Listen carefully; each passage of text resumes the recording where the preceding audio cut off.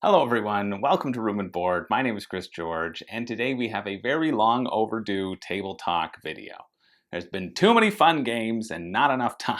But this is a follow-up to the table talk video that we did on the subject of gatekeeping, which was the last entry in the series a little while ago. And this one is a response to that. I've gone through the comments and hopefully curated and distilled all the different opinions that were reflected in the comment section and am bringing them forward today. This one is all about you. So if you haven't seen the previous video, definitely go check it out. I'll put a link to it in the description below that I will inevitably forget until somebody reminds me. Thank you very much for doing that. But check it out because that was the video that prompted these additional comments, which provides, I think, additional discussion. And I like doing these follow-up videos because it feels more like a community. This is all about the community, and this is what the community had to say on the subject. And so the previous video brought up a lot of interesting comments. And the one thing that I noticed quite a bit is that people have, I think, a very different idea of what the term gatekeeping actually means, or how various people use the term gatekeeping. And I think that's what usually makes discussion around this topic potentially so divisive, because the term gatekeeping can, well, feel slightly triggering. I mean, it seems like any blanket categorization can have that triggering effect nowadays. But I think it's easy to misuse the term gatekeeping without necessarily having a firm definition for it. Or, more importantly, understanding what somebody else may think it means. Because I think it's often that disconnect that can lead people to feeling even attacked just by the word, which isn't beneficial to anyone, and certainly not beneficial to this discussion.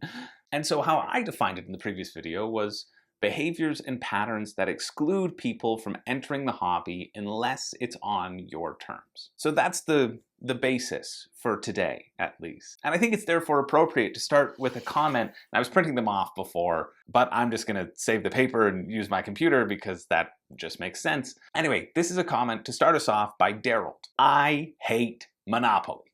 Emphasis mine.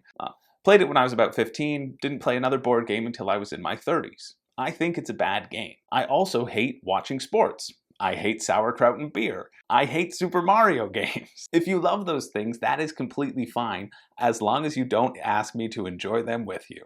If everyone else enjoyed the same things, the world would be boring. Giving your opinion on what you enjoy or don't isn't a personal attack or gatekeeping, unless of course you make a judgment about a person based on what they like. And I think this is exactly the key here. We shouldn't need to hold back our opinions, definitely not. I think a lot of conversation about this topic veers towards that side of things.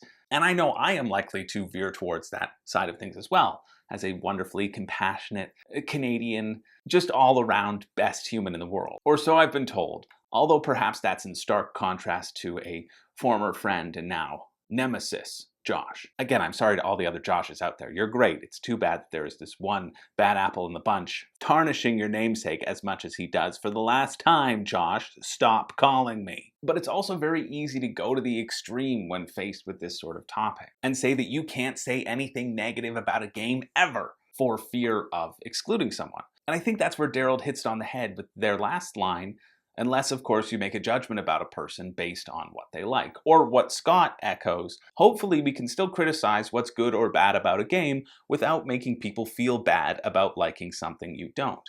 I review things on this channel, and not all of those reviews are going to be positive. Someone even accused me of gatekeeping in the 5 Reasons You Shouldn't Back series. Giving your opinions or looking at things from a different side, that's not necessarily gatekeeping. Just like saying you like a game is not necessarily being biased. You like it or you don't. Personally, I try my best to highlight both positives and negatives in all of my reviews, as does any reviewer worth their salt. Because, well, one, I'm human and I don't want to be a complete a-hole to the people behind the games. But more importantly, because I recognize that my opinions, while they are the correct ones and the best ones, and everyone should have them, not everyone will. And in those rarest of occasions, it might be all right for people to have an opinion that's different than mine. As an example, as you may know, I don't enjoy Twilight Imperium. I was over at a friend's house the other day, and he mentioned he enjoyed it. And I felt completely comfortable emphasizing how much I didn't enjoy my plays of it. I mean, actually, I just sat him down and I made him watch my review and I said, listen, I've already wasted my breath on this game enough. Listen to that and then get back to me with your essay, please. No, we had a nice back and forth and I felt completely comfortable doing so, and he did as well, I assume, although I haven't been yet invited back, but likely because we have a relationship built upon respect and I didn't start the conversation off with, I knew you were a big dumb idiot, and now I have proof. I just said, yeah, it didn't really hit with me, which he and I both found surprising considering the things that I enjoy in games. But it's more the manner on how these ideas are conveyed. And we had some great suggestions in the comments in terms of shaping people into your perfect little gaming clones, as is always my goal. As Ryan says, instead of saying, oh, you like X? That's a terrible game. People should say, oh, you like X? Well, here are a few more games that are like X in these different ways that you also might like. Would you like to know more about them? And I think this is an exceptional way of growing and cultivating the hobby, or to address the idea of how do we suggest games that we find more enjoyable than the current one being played or discussed. Because again, it comes down to that idea of interacting with people and how do you want to interact with people around the hobby. Rustymandude, which is a great name, says, I think my vocal distaste for Catan hobbled my ability to find a stable group of people to play with for a while. But I don't want to add hob to an already existing past tense verb. And the last part, I think, is especially important to bring up.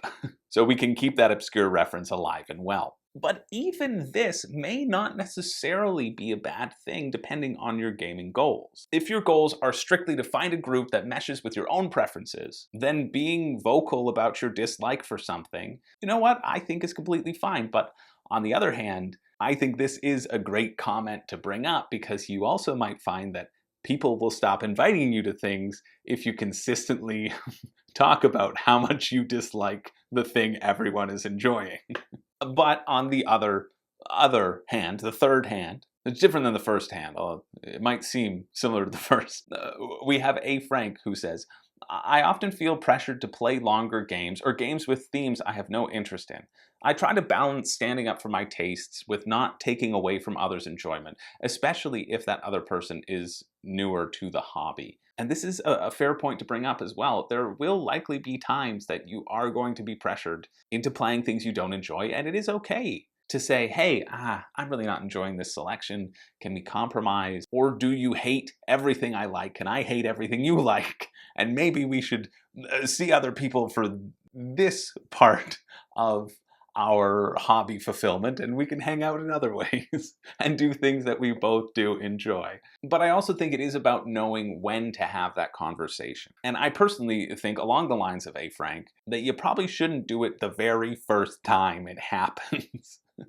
And be aware of other people's sensibilities and where they're coming from and their gaming history and the knowledge that they bring to the table as well. That will likely be beneficial for the longevity of your relationships. But I do want to talk a little bit more about gamer identity, or the concept of identity, because this was something that I was particularly interested in discussing in the last video. And so KZsZs, I think I'm pronouncing that right, KZsZs, I believe that gaming for a lot of people is the realm of their inner child. It is a place free from responsibility, stress, and obligatory tax declaration attachments. In that realm, your inner child is king until someone else marches into the room with an attitude that does not match your own, or with a board game you dislike. A simple, unintentional action like this can become an act of war, because it disregards your inner child's needs and desires, invading it, and forces it to behave like a good little kid and do as the others tell you to do. Looking down on people for their board game taste feels like a defensive counterattack, or a preventative strike against the thing that makes our little self go, yuck, I don't want that. We all have to stay aware if this is the case and be prepared. Know when a game night is not about you. Know that a social situation is more important than the game, and for God's sake, hide your precious games that are too close to your inner child's heart and you are sensitive about. Do not force your inner child's needs on others, but let yourself be open if their inner children are open to playing with yours. If you feel that your inner child is never considered in your gaming group, find a new group or pick up solo gaming. You will find a way, but it is not by being a rude, bitter person. And I think this comment encapsulates the other two comments pretty well as well. I mean, this idea could almost be a video in itself. And I think it also ties into why I enjoy being competitive in games and why the term "it's just a game" it never really rings with me. Because in a sense, it's not. It's time that we are all taking to be devoted to a singular activity and to let those inner children free. But on the other hand, I also think recognizing the context of a social situation is incredibly important to bring up. And this usually becomes clear throughout the night or within the group, but there are game nights with intense focus about the game. That is the goal. And then there are game nights where the game is secondary, or at least secondary for everyone else other than me, who's just sitting in a corner waiting for that box lid to be lifted. Oh, I need that sweet gaming hit. And so I can see if you are putting your passion out there in that second situation and you want people to be devoted to it, and they aren't, that's going to naturally put you on the defensive anyway. We also had some interesting comments about alpha gaming, as Thessik puts. When I first jumped into the hobby, I suffered really badly from alpha gamer and Borg gamer syndromes. So not only was I trying to get people to play and love the games I wanted, but I was also telling them how to play the games. Let me tell you, this was not the best way to usher people into the vast world of hobby board games. I don't know what changed or when exactly it happened, but I only have very mild cases of alpha Borg that act up every now and then. Broad strokes now. It's my view now that other people have other tastes and enjoy a wide variety of things. Not everyone has to like a game, because if everyone liked every game, the only board game we would have would be Monopoly. We would have no need to evolve past that. I do my part to avoid gatekeeping by simply declining to join a game I have little or no interest in, and trying not to speak negatively of any particular game unless someone is asking me for specifics. And if you're unfamiliar with the term board gamer, I assume I'm getting this correctly. It relates to the Star Trek Borg, which the principal philosophy of the Borg collective is to drive towards achieving a state of perfection for themselves and all life. And they do that by assimilating people into the hive mind and basically robbing them of their free will. And I personally really relate to the Alpha Borg gamer syndrome, because I'm also aware of the philosophy being that if you're playing a game that rewards experienced players and you are an experienced player and the other people are not, there are certain moves that might just flat out be the wrong thing to do. 9 out of 10 times it's going to put them off on the wrong foot. They will be set up for defeat before the game's even begun. And so in those cases, it makes sense to tell them, right? That they shouldn't be doing that move, that they really need to be doing this move, which you know is the optimal move. I have fallen prey to this a number of times, and while I don't necessarily think it would fall into my definition of gatekeeping, it still kind of does, because it's certainly off-putting for a lot of people. Essentially, you're not letting them play. You're not letting them do what they want, or letting them go through the motions of discovering the strategy as you once did. I know I would do this a lot when playing Puerto Rico with my parents, and oftentimes my well-meaning strategy tips were mistaken as me trying to manipulate the board state into my favor, which is fair, honestly. I do that quite frequently. But a lot of the other times it also just detracts from the other player's enjoyment. And they don't feel like they're getting a chance to play, they just feel like they're a body and you are just playing against yourself. And I know it's tough because I want to be challenged when I play a game. And I like the mental battle that happens. And games are better when they're close, and nobody likes to just be blown out in a game. And I don't want to create a situation where my opponent might be blown out in the game, because I fear that that will reflect negatively on their enjoyment and then reflect negatively on them wanting to play this game with me again. But also, sometimes it's fun to be a wild card, to make your own decisions, because ultimately that's what you're there to do. And, well, speaking of Puerto Rico, We have Pedro, who says, one type of gatekeeper I can't deal with, those who refuse to take a critical analysis of games like the OG Puerto Rico with its themes of colonialism, genocide, and slavery, and hide behind mechanics purity. Even worse than that, it's not a hypothetical, and actual people remain marginalized from that point in history. From companies and creators who profit, content creators, merchants, and players themselves, whose voices are in each space, whose are valued, whose are silenced, and who profits, are all informed by these identities, from race, gender, sexuality, ability, class, affordability, etc. The industry as a whole, like our society as a whole, has a lot of work to do. Obviously, the companies won't change if they keep making the dough, so we have to make them accountable. Yeah, I said it. Pedro did say it. And I think this is a very legitimate point, and one that could also be an entire video on its own, and in fact it is. Not by me, but over on Shelf Stories channel. I talked about the channel in this initial table talk on gatekeeping, and I'm talking about it now because I think Jason over there is incredibly intelligent and empathetic when it comes to talking about representation in gaming. He has a series, I think, over on Puerto Rico and its themes, and its upcoming reprint. And I think is definitely better suited to being a larger voice in this space, talking about these pretty important issues than I am. But I do want to bring this up briefly because I can also see this falling under our gatekeeping umbrella, and I think it is relevant to this conversation. Because again, this is a sort of behavior that deals with a potential lack of empathy for things that can exclude or bar people from the hobby, which is this discussion. And I think it is worth talking about and worth remembering that these sorts of issues do exclude people. They may not exclude you, but they do exclude people. And it is incredibly easy to throw this thing aside and say, hey, this doesn't impact me. I know people who it doesn't impact. This must not exist then. And these other people are being sensitive. And you can do that, sure.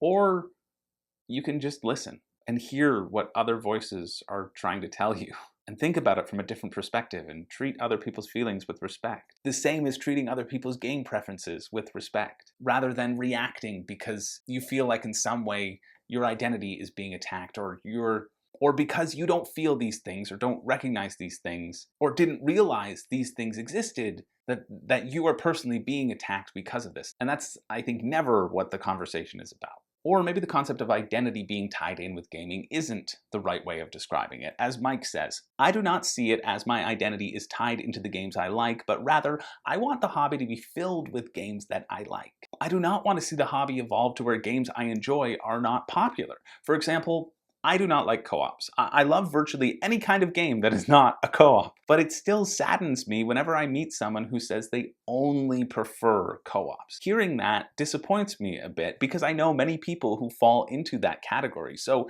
if more and more people only want to play co-ops, that means game designers may shift away from other styles and produce more co-ops. So if I go to a game meetup and it's nothing but co-op gamers playing co-op games, it will feel like the hobby has evolved away from me. And that would be heartbreaking. That may be a completely irrational concern, but it goes through my head every time I meet a co-ops only kind of player. I want to encourage more diverse game playing interests to assure that the hobby stays diverse in the type of game it creates. And I do really understand this point, but I also do agree that it's likely completely irrational. But just because it is irrational doesn't mean that it's not out there. So I'm really glad that it's brought up. I mean, there are plenty of irrational decisions that hold a lot of sway in terms of how people are and operate. But I know personally, I have devoted the last year of my life to aggressively expanding my knowledge in the board gaming hobby. I'm reading the rulebooks of 15 to 20 new games a week, and yet my days are consistently filled of people saying, oh, have you tried this game yet? Or heard of this game? And oftentimes, I still haven't. And this isn't for lack of effort on my part. Every time someone mentions it, I go down the rabbit hole and learn everything I can about it. But this is because there are thousands, more than 1,000 games, new games being produced every year. I think the number 3,000 sticks out in my head from a Rodney Smith table talk, the series upon which this series is based. I think it was his Am I a Collector video that he might mention this stat, if I'm remembering correctly. And so when you do factor in that sheer level of production and new things coming out all the time, not to mention all the games that still remain consistently playable, because games, the benefit is that you can play them more than a couple times. My money is that this concern is slightly unfounded. The beauty of this hobby of being a board gamer is there will likely be a group of people out there that you can play with, regardless of your preference. So statistically, I find this world where everyone is only interested in co-op games to be Doctor Strange, Thanos snap levels of unlikely. And not only because humans are, well, pretty famous for not cooperating. But I do understand this fear. And I think this fear is potentially tied to the concept of embodying this hobby as our identity. Because of course it would be heartbreaking to see. It would feel like you are losing a part of yourself. And it is easy to think and fear even the irrational when such high stakes are in the mix. That's a scary thought, losing oneself or a part of oneself. But luckily, when we divest ourselves from those fears and those personal feelings and look at the outside factors and statistics and data, hopefully that can go a long way in alleviating our concerns. And so to finish up, I want to end with this comment from Aaron, who does go back to that point of identity. And he says, the identity point really hits home for me as the reason gatekeeping exists. But like you said, people like different things. So why do we get hung up on others that don't share the same interests? I think it comes down to how our brains are wired. We have something deep in our lizard brains that compels us to categorize, rank, and separate everything and anything, coming from our days as a species that needed to assess and survive the danger out there. But in modern society, that response, while helpful at times of stress or danger, isn't so helpful when there's only a challenge or danger to our own perception of order that is distressing us, or at least compels us to crusade for that topic du jour via social media to tell everyone else why they're wrong. You mentioned video games, and this pattern of behavior is everywhere. Music, you like this popular artist. You're an uncultured cur because you don't know about this amazing underground group. Politics, you support candidate XYZ. You're an animal. Sports teams, you like last year's champion. You're just a bandwagoner. Top 10 list, you rank Wingspan higher than Too Many Bones, you simpleton, and it goes on and on and on. And in that end, we should all just be happy that we are spoiled with so many choices in everything. No one wants to go back to the dark days of Monopoly, Risk, War of 19 whatever. We lost many fine future board gamers during that conflict. And then he says, not knocking this game's just trying to use humor to show that there were relatively low numbers of games out there compared to today, and that we should be grateful. I mean, at the end of the day, we're all friggin' nerds here. You're watching a board game channel, you nerd. You don't get to be an exclusionary weirdo or outcast. I mean, I guess you can be, but I think often those who have felt excluded at one point in time or another, it might be them that work the hardest to make sure that others don't feel that way. Or maybe not. Maybe they want that cycle of exclusion to continue now that they're on top. I don't know the statistics. I can only see into 20 to 30 people's heads at the same time. That's my psychic limit. But I guess if there's one takeaway from this video, it's the simple fact of remembering to employ empathy. We're not perfect. Even me, one day of the year, I turn into my own personal human version of the purge. Do whatever I want, no consequences. It's easy to forget about empathy, but it's also relatively easy to employ. So do that. Have a great time gaming and getting new people into your little clutches so you have more victims to destroy at your next game night. I think we'll leave it there. Thank you so much to everyone who tuned in to both of these episodes and everyone who commented. And feel free to leave your comments below as well and continue on the discussion in that way. And hey, leave your suggestions for the next Table Talk video as well. I have a couple ideas. One I've been wanting to do for a while, and another one that was submitted to me over on the Discord that I will do as the next one because it's been way too long. I'm excited about that topic as well. But drop your ideas down below of what you'd like to see as our next Table Talk, and I will definitely get to them at some point in time. Anyway, thanks again for watching. My name is Chris George, and, oh, this is where a catchphrase goes. I don't have a catchphrase. But I will say that, Josh, the next time you call, I will be releasing your social insurance number for the entire world to see. Anybody else? I'll see you in the next one.